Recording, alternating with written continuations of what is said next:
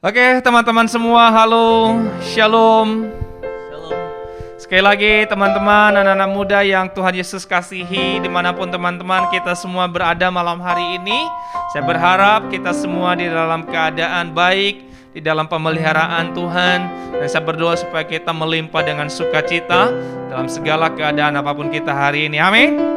Amin teman-teman. Amin. Hari ini kita kembali berjumpa secara online untuk memuji Tuhan, untuk beribadah kepada Tuhan. Tapi lagi-lagi kita terus mendorong teman-teman, kita semua untuk tetap bersukacita, untuk memuji Tuhan dan untuk beribadah kepada Tuhan. Ya, sama-sama kita nyatakan kita adalah anak muda yang dimana saja kita bisa memuji Tuhan, bisa jadi berkat buat banyak orang teman-teman. Kita siapkan hati kita untuk masuk dalam hadirat Tuhan hari ini.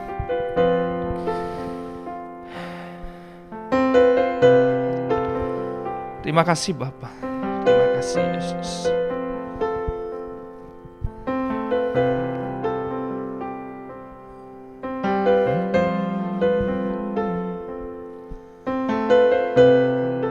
Terima kasih Tuhan. Kami rindu Tuhan Engkau pegang tangan setiap kami.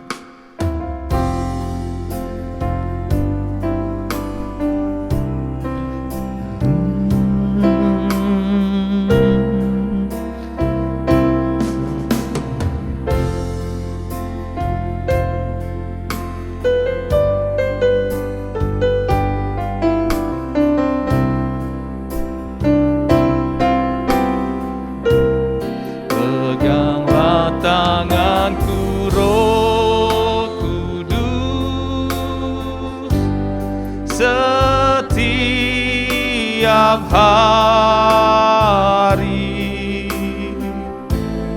ku tak dapat jalan sendiri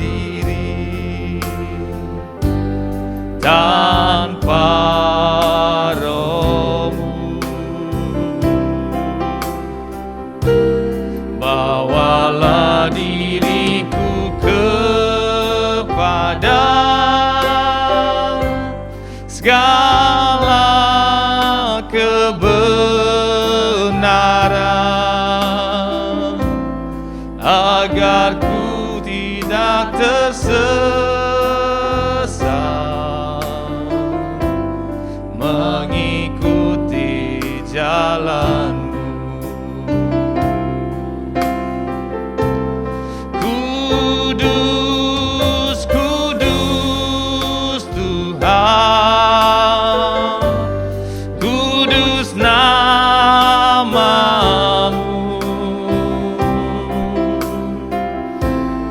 Ku bisyuku dalam simfoni indah, ajaib, ajaib, ajaib Tuhan, ajaib nama-Mu,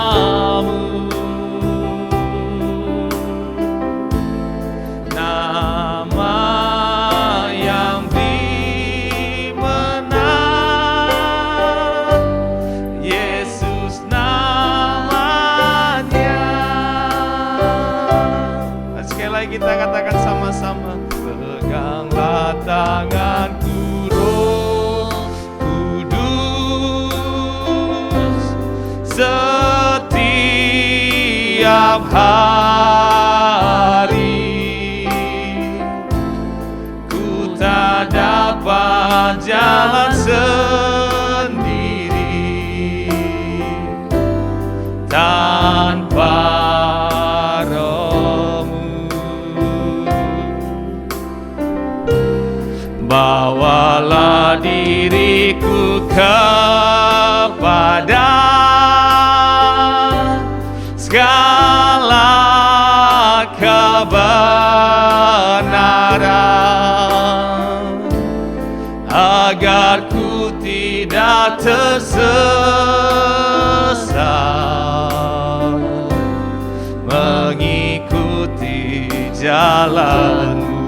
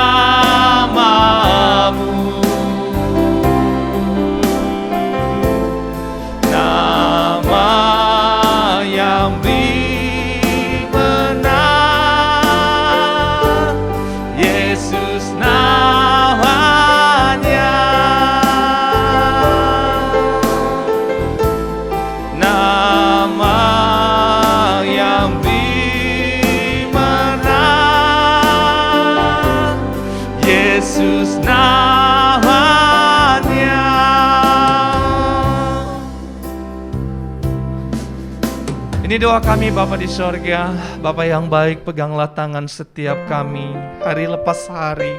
Tuntun kami ya Roh Kudus, agar kami tidak tersesat di dalam kami mengikut Engkau. Di tengah-tengah dunia ini Tuhan, yang begitu banyak hal yang mempengaruhi kehidupan kami, menjauhkan kami dari iman kami. Tolong kami, Roh Kudus pegang tangan kami. Terima kasih Bapa, terima kasih. Kami bersyukur kepada Engkau dan kami terus memuji-Mu. Kami rindu untuk memuliakan Engkau. Kami rindu untuk menyatakan sukacita kami dengan sorak-sorai kepada Engkau ya Bapa. Kami bersyukur demi nama Tuhan Yesus Kristus kami berdoa. Amin. Teman-teman yang dikasihi Tuhan, sekali lagi Shalom. Shalom. Teman-teman muda, apa kabar semua? Saya berharap kita semua baik-baik. Amin. Amin. Saya mengundang kita semua untuk bersorak buat Tuhan. Mari sama-sama kita bangkit berdiri dari tempat kita masing-masing dan kita katakan di hadapan Tuhan, sukacita setiap kita. Allah bangkit.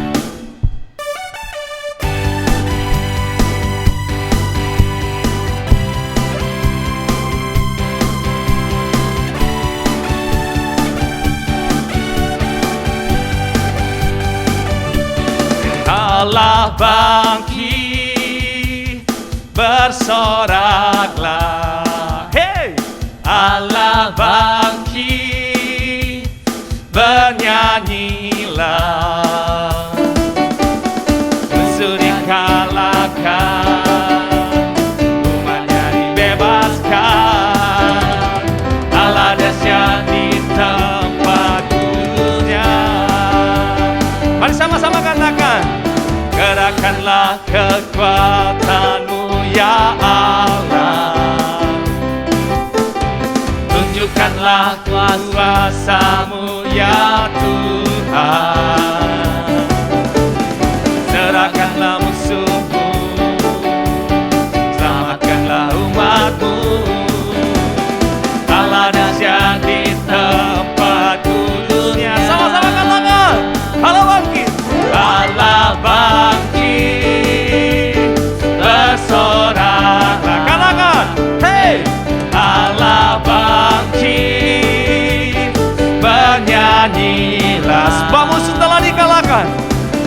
Musuh dikalahkan, umatnya dibebaskan. Allah dahsyat di tempat kudus. Allah bangkit. Allah bangkit, bersoraklah. Hey! Allah bangkit, bernyanyilah.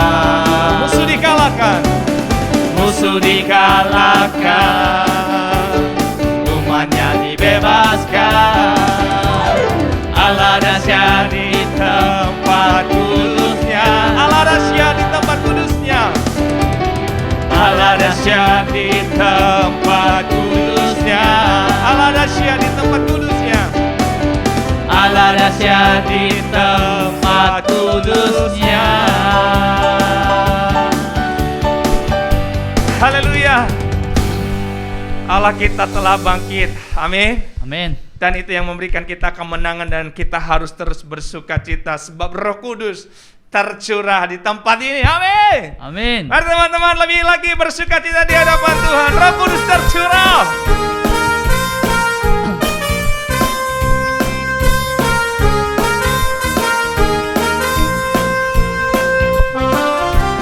Roh Kudus tercurah di tempat ini. Urapannya yang ajaib memulihkan umatnya. Roh Kudus tercurah bagi gerejanya, membangkitkan umat pilihannya. Katakan sama-sama hari ini. Hari inilah harinya Tuhan, saat pembebasan tiba. Belenggu dosa telah dipatahkan. Mari bersorak bagi Dia.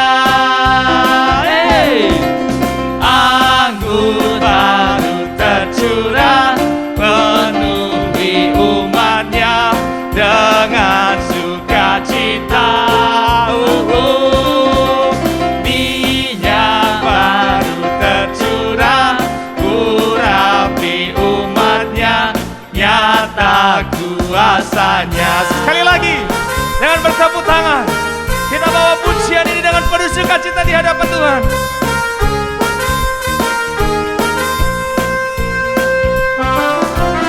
Roh Kudus tercurah di tempat ini, urapannya yang ajaib memulihkan umatnya. Roh Kudus tercurah bagi gerejanya, membangkitkan umat pilihan. Sama-sama katakan hari ini. Hari inilah harinya Tuhan, saat pembebasan tiba. Belenggu dosa telah dipatahkan, mari bersorak bagi Dia. Hey! Anggur baru tercurah memenuhi umatnya dengan sukacita. Minyak baru tercurah urapi umatnya, nyata kuasa. Anggur baru tercurah penuhi umatnya dengan sukacita. Minyak baru tercurah urapi umatnya, nyata kuasanya. Nyata kuasanya. Nyata kuasanya. Nyata kuasanya. Nyata kuasanya. Haleluya. Dengan tepuk tangan sorak-sorai kemuliaan bagi Tuhan kita. Amin. Amin. Biarlah kuasa Tuhan nyata buat setiap kita. Teman-teman yang dikasihi Tuhan, dipersilakan duduk kembali. Dan mari kita buka hati kita. Kita siapkan hati kita untuk menerima kebenaran firman Tuhan pada malam hari ini. Dan waktu pemberitaan firman Tuhan dipersilakan kepada hambanya. Ya, shalom jemaat pemuda dimanapun saudara berada. Puji Tuhan kalau hari ini kita bisa bertemu kembali. Kita akan bersama-sama belajar firman Tuhan hari ini, makna Pentakosta. Oleh sebab itu saya persilakan untuk teman-teman yang akan membacakan nas ini. Saya minta untuk boleh membacakan dari Kisah Para Rasul pasal 2 ayat 1 sampai 12. Kisah Rasul pasal yang kedua ayat 1 sampai 12. Silakan untuk dibacakan. Kisah Para Rasul 2 ayat 1 sampai 12. Nats perikopnya Pentakosta. Ayat pertama. Ketika tiba hari Pentakosta, semua orang percaya berkumpul di satu tempat. Tiba-tiba turunlah dari langit suatu bunyi, seperti tiupan angin keras yang memenuhi seluruh rumah di mana mereka duduk. Dan tampaklah kepada mereka lidah-lidah seperti nyala api yang bertebaran dan hinggap pada mereka masing-masing. Maka penuhlah mereka dengan Roh Kudus. Lalu mereka mulai berkata-kata dalam bahasa-bahasa lain, seperti yang diberikan oleh Roh itu kepada mereka untuk mengatakannya. Waktu itu di Yerusalem diam orang Yahudi yang saleh dari segala bangsa di bawah kolong langit. Ketika turun bunyi itu, berkerumunlah orang-orang banyak. Mereka bingung karena mereka masing-masing mendengar rasul-rasul itu berkata-kata dalam bahasa mereka sendiri. Mereka semua tercengang-cengang dan heran, lalu berkata, "Bukankah mereka semua yang berkata-kata itu orang Galilea?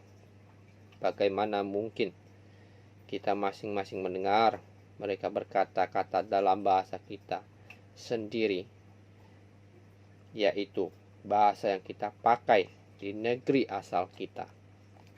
Kita orang Partia, Media, Elam, penduduk Mesopotamia, Yudea, dan Kapadokia, Pontus dan Asia, Ergia dan Pamfilia, Mesir dan daerah-daerah Libya yang berdekatan dengan Kirene, pendatang-pendatang dari Roma, baik orang Yahudi maupun penganut agama Yahudi, orang Kareta dan orang Arab.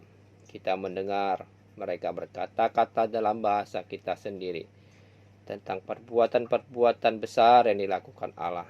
Mereka semuanya tercengang-cengang dan sangat termangu-mangu sambil berkata seorang kepada yang lain, apakah artinya ini?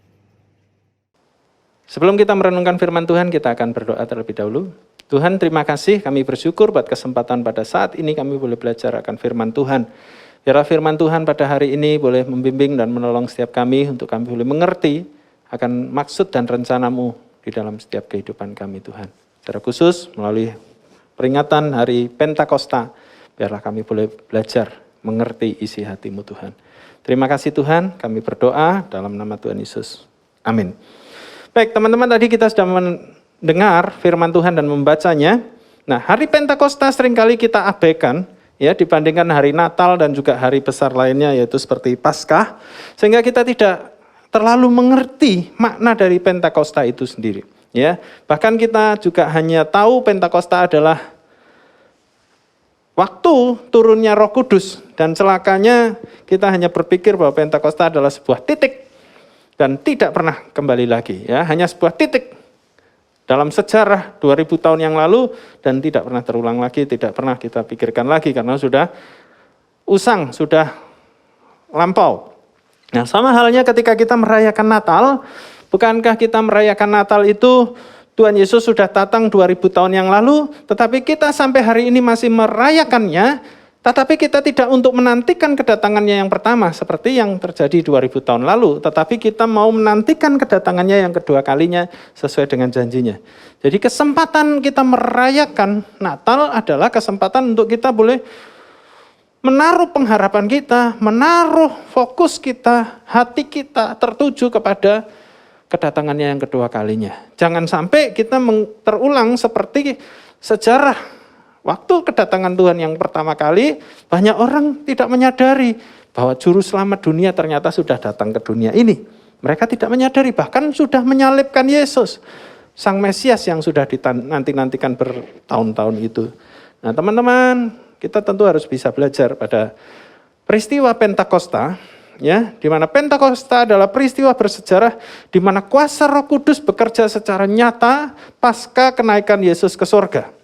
Pentakosta menjadi tanda dimulainya era pribadi Allah ketiga, yaitu Allah Roh Kudus, ya, ketika Roh Kudus dicurahkan, kuasanya bekerja secara luar biasa. Nah, Roh Kudus adalah pribadi Allah yang bertindak melampaui ruang dan waktu, ya.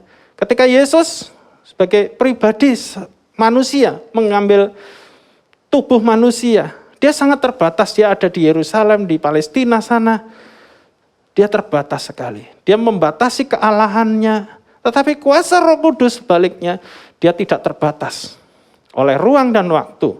Nah, kalau boleh diibaratkan seperti teknologi yang berkembang pesat, di mana 3G digantikan oleh 4G, dan cepat atau lambat 4G nanti juga akan digantikan oleh 5G. Nah, sering orang membagi timetable ini menjadi semacam perjanjian lama adalah era Allah Bapa, kemudian Injil, yaitu keempat Injil, Matius, Markus, Lukas, Yohanes, itu menjadi era Tuhan Yesus, Allah Anak, kemudian Kisah Para Rasul, sampai Wahyu, itu adalah era dari Roh Kudus, atau sering disebut era gereja. Nah, Pentakosta atau hari ke-50 ditentukan Allah sebagai sang penguasa waktu untuk mempercepat penyebaran kasih karunia bagi orang yang berdosa. Ya, ketika Yesus tadi saya sudah katakan sangat terbatas, ya, dia bergerak di Palestina, tetapi Roh Kudus dia bekerja seluruh dunia untuk dipercepat kasih karunia itu boleh sampai kepada orang-orang berdosa sampai ke pelosok-pelosok dunia ini. Ketika Roh Kudus bekerja, ya, mereka memakai murid-muridnya untuk boleh memberitakan Injil dengan kuasa Roh Kudus. Bayangkan kalau tanpa Roh Kudus, mereka tidak bisa dengan kecepatan secara manusiawi tidak mungkin. Kita mungkin ingat dengan peristiwa bagaimana Filipus memberikan kesaksian kepada sida-sida Ethiopia. Ya, sida-sida Ethiopia itu bisa dikejar oleh Filipus, kemudian Filipus seperti sudah dikasih tahu apa yang sedang dibaca oleh sida-sida itu, dan setelah selesai Filipus membaptis sida-sida dari Ethiopia itu, Tuhan Roh Kudus melarikan Filipus dengan sangat cepat untuk pergi ke tempat yang lain lagi. Nah, begitu karya Roh Kudus cepat itu. Jadi posisi Tuhan Yesus yang waktu itu sangat terbatas sebagai manusia digantikan oleh Allah pribadi ketiga dengan kuasa yang tanpa batas, memperlengkapi orang-orang percaya, murid-muridnya, rasul-rasulnya untuk boleh memberitakan Injil kepada banyak orang dengan kecepatan yang luar biasa. Seperti kalau handphone kita itu kalau di upgrade ya, update software kita, itu menjadi kemampuannya lebih cepat, kemampuannya lebih daripada sebelum kita update. Begitu pula dengan ketika orang percaya, diupdate, Roh Kudus bekerja di dalam dirinya, ada sesuatu kekuatan yang luar biasa, melampaui kekuatan manusia, dia dimampukan. Bayangkan, ketika orang percaya kepada Tuhan Yesus, kemudian dia dipenuhi dengan kuasa Roh Kudus, dia dimampukan mengusir setan, dia dimampukan menyembuhkan orang sakit, dia dimampukan bahkan minum racun maut sekalipun, bukan sengaja ya minum racun. Mungkin dia dijamu oleh orang yang tidak percaya, dikasih racun maut. Tetapi orang yang dipenuhi Roh Kudus ini tidak akan mati. Sekalipun menginjak ular berbisa, menginjak kalajengking, orang yang disertai, dikuasai oleh kuasa Roh Kudus ini, dimampukan luar biasa, punya kemampuan yang luar biasa. Nah, peran Roh Kudus menghancurkan banyak pekerjaan setan, setan yang kalah sejak kematian Tuhan Yesus ya di atas kayu salib. Ketika Yesus mati di atas kayu salib itu kan kekalahan terbesar iblis. Jangan saudara berpikir, wah Tuhan Yesus mati kalah gitu. Enggak, itu justru Yesus itu menang. Yesus kan bergumul di Taman Getsemani. Kalau boleh cawan ini lalu daripadaku. Kalau boleh aku jangan mati. Nggak, aku harus menyerahkan nyawaku, darahku kucurahkan untuk menyelamatkan manusia yang berdosa. Kalau boleh kan jangan gitu. Tuhan sebenarnya gentar menghadapi kematian itu. Bayangkan, dia adalah sumber kehidupan. Dia harus mati. Dia Allah yang maha kuasa, dia harus menderita, dia sengsara, dia ditekan, ditindas, disalibkan, bahkan dibunuh. Saudaraku, ini kan tidak mudah. Buat kita manusia menghadapi semua itu sebenarnya hal yang biasa, tetapi buat Tuhan itu sesuatu yang sulit sekali. Allah yang adalah roh mau menjadi manusia, menjadi bentuk yang wujud nyata itu. Itu sesuatu yang sebetulnya tidak mungkin, tetapi Allah mau lakukan. Allah yang maha besar, pencipta segala-galanya mau menjadi sama seperti ciptaan. Bayangkan itu sesuatu yang tidak mudah. Tetapi Yesus mau lakukan itu. Nah, ketika Yesus menuruti kehendak Bapa, itu kekalahan terbesar dari iblis. Iblis mengharapkan Yesus jangan terima. Yesus menolak cawan itu. Singkirkan cawan itu. Kalau cawan itu disingkirkan, kalau Yesus menolak cawan itu, iblis akan tertawa. Karena apa? Karena orang berdosa pasti akan tetap berdosa. Nah ini saudaraku, iblis bekerja sekuat tenaga karena ketika dia jatuh, dia saja menyeret sepertiga dari malaikat di sorga, menyeret menjadi setan-setan. Ya. Nah, dia tidak berhenti sampai di sana. Dia ingin menyeret makhluk ciptaan Tuhan yang paling mulia, yaitu manusia, untuk boleh sama-sama dihukum di neraka. Iblis bekerja terus siang malam 24 jam untuk bagaimana dia menarik sebanyak mungkin orang masuk neraka. Maka dari itu Roh Kudus bekerja secara luar biasa juga kepada orang-orang percaya, saya dan saudara, untuk bekerja bersama-sama dengan Allah Roh Kudus untuk menyampaikan kabar baik ini sampai ke ujung dunia. Nah demikianlah peran Roh Kudus dalam kehidupan kita. Oleh sebab itu kita harus terus bekerja sama dengan Dia, menggenapi rencana Allah yaitu keselamatan dunia. Mungkin banyak orang seringkali terjebak dengan Pentakosta. Pentakosta adalah nama sebuah aliran atau denominasi gereja. Benar, nggak terlalu salah saudaraku ya. Mungkin kita mengenal ada gereja-gereja dengan pakai nama denominasinya Pentakosta. Sebetulnya Pantekosta ya. Seperti GPDI ya, sinodenya ada dekat dengan kita di sini, di Ketapang situ. Gereja Pantekosta di Indonesia, GPDI. Kemudian ada Gereja Utusan Pantekosta, ada GPPS, Gereja Pantekosta Pusat Surabaya, dan masih banyak lagi. Nah, memang gereja-gereja itu adalah gereja yang memang menekankan Pentakosta, menekankan karunia kuasa Roh Kudus di dalam setiap ajaran mereka, di dalam setiap ibadah mereka, dan apa yang disampaikan firman Tuhan yang disampaikan adalah bicara tentang Roh Kudus. Karena memang peranan Roh Kudus di dalam gereja mereka itu begitu dimaksimalkan. Sama seperti kita di gereja Injili, yang mungkin gereja kita Injili itu sangat menekankan gospel, Injilnya. Kemudian gereja baptis menekankan baptisannya. Dan gereja-gereja Pantekosta ini saudara menekankan akan Roh Kudusnya. Ya, hari Pentakosta.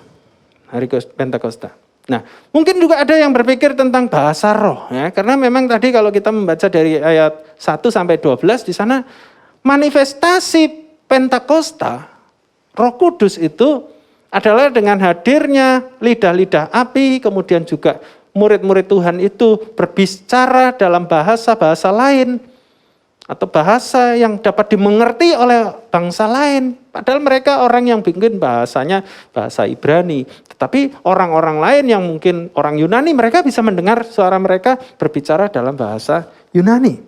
Seperti itu pekerjaan Roh Kudus. Atau mungkin juga dalam bahasa roh, glosalalia. Seperti itu. Nah, jangan sampai terjebak di situ. Bahwa Roh Kudus itu tidak berhenti atau tidak melulu bekerja atau menyatakan karunia-Nya hanya dalam bahasa roh. Karunia Roh Kudus itu banyak sekali. Tidak cuma bahasa roh. Bahasa roh itu hanya salah satu dari karunia dari Roh Kudus. Ada karunia yang lain. Karunia mengajar, karunia menasihati, karunia menyembuhkan, karunia iman. Dan semua karunia-karunia itu adalah karunia yang diperlengkapi oleh Roh Kudus untuk melayani. Kecuali satu, yaitu bahasa roh. Bahasa roh itu untuk membangun diri sendiri.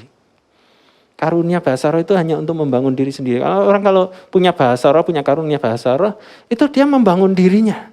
Dia berdoa dengan lebih baik, ya, berdoa dengan lebih sungguh. Karena ada karunia bahasa roh itu tadi. Tetapi itu untuk diri sendiri, membangun diri sendiri. Sementara karunia Roh Kudus yang lain, karunia menasehati, karunia mengajar, karunia menyembuhkan, karunia membedakan roh, karunia melayani, dan lain sebagainya, karunia mengusir setan mungkin saudara, itu dipakai untuk orang lain. Melayani orang lain. Nah ini saudara harusnya lebih diutamakan lagi.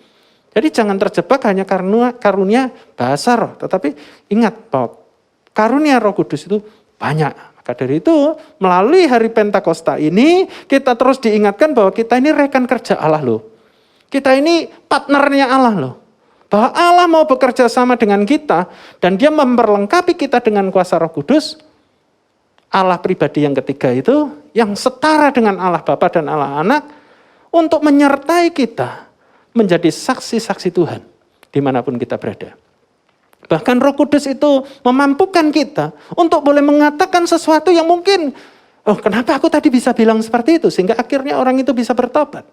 Kita dipakai oleh Tuhan Roh Kudus untuk boleh menyatakan, memberitakan, memberikan kesaksian, sehingga orang lain bisa percaya kepada Tuhan Yesus. Bukan dengan kekuatan kita, bukan dengan fasih lidah kita, tetapi dengan kuasa Roh Kudus yang ada di dalam kita, sehingga orang itu boleh percaya dan bertobat, menerima Yesus sebagai Tuhan Juru Selamat kita. Nah teman-temanku yang terkasih di dalam Tuhan, inilah bagaimana kita boleh memaknai hari Pentakosta atau hari ke-50 ini, dengan terus menyerahkan seluruh keberadaan kita, hidup kita ini, untuk boleh menjadi mitra Allah. Menjadi milik Allah yang dipakai Allah untuk menyatakan kemuliaannya. Tuhan Roh Kudus akan menyertai kita senantiasa dan teruslah kita boleh dipakai oleh Roh Kudus untuk boleh melayani jiwa-jiwa yang terhilang. Nama Tuhan dipermuliakan. Mari kita berdoa. Terima kasih Tuhan, kami bersyukur bahwa karya-Mu di dunia ini begitu luar biasa sekali. Engkau tidak pernah meninggalkan kami dan Engkau tidak pernah membiarkan kami. Bahkan Engkau berjanji untuk menyertai kami sampai akhir zaman, yaitu dengan penyertaan kuasa Roh Kudus di dalam setiap kehidupan kami. Tolonglah kami Tuhan, supaya kami terus dimampukan untuk boleh memelihara kesetiaan kami menjadi mitra Allah, melayani orang-orang yang tersesat, jiwa-jiwa yang terhilang. Tuhan tolong supaya kami dimampukan dan tidak pernah berhenti untuk boleh melayani Tuhan. Terima kasih Tuhan, teruslah bekerja di dalam setiap kami. Di dalam nama Tuhan Yesus kami berdoa. Amin. Shalom teman-teman terkasih dan Tuhan Yesus, mengucap syukur kepada Tuhan sebab malam hari ini kita masih diberikan kesempatan oleh Tuhan untuk boleh tetap beribadah, kita boleh memuji, menyembah Tuhan, bahkan boleh mendengarkan kebenaran firman Tuhan. Saya yakin dan percaya bahwa setiap firman yang telah diberitakan sungguh boleh menjadi kekuatan yang baru untuk hidup kita. Dan kepada hambanya yang telah memberitakan firman Tuhan bagi setiap kita, kiranya Tuhan pakai dengan luar biasa. Dan kepada teman-teman yang terlibat dalam pelayanan pada malam hari ini, Tuhan juga berkati, Tuhan juga pimpin akan masa depan mereka. Dan saya mengajak kepada setiap teman-teman untuk boleh tetap semangat dalam Tuhan, semangat beribadah di dalam Komisi Pemuda Tambora, bahkan kebaktian umum GKJ Jemaat Jembatan 5. Dan sebagai penutup dalam warta pada malam hari ini, kita mau menutup dalam doa dan kepada hambanya kami persilahkan. Baik teman-teman, kita akan mengakhiri ibadah kita pada malam hari ini. Saya mengundang untuk teman-teman boleh kembali mengambil saat teduh di hadapan Tuhan. Membiarkan Tuhan boleh bekerja di dalam setiap kita. Roh Kudus boleh bekerja di dalam setiap hati kita, di dalam setiap langkah kehidupan kita. Terima kasih Tuhan, kami bersyukur buat pimpinan Tuhan dalam ibadah ini dari awal pertengahan hingga akhirnya. Pujian dan penyembahan kami persembahkan buat Tuhan. Dan firman Tuhan yang baru saja kami dengar, biarlah dengan kuasa Roh Kudus, kuasa dari tempat yang maha tinggi itu, memampukan kami untuk kami boleh menjadi mitra Allah. Bekerja sama untuk melayani jiwa-jiwa yang terhilang. Terima kasih Tuhan, hamba-Mu sudah berhenti berkata-kata, tetapi biarlah Roh Kudus terus bekerja di dalam hati kami semua. Dengar seluruh doa kami, dalam nama Tuhan Yesus kami berdoa, kami mengucap syukur. Haleluya. Amin. Tuhan Yesus memberkati, sampai jumpa lagi.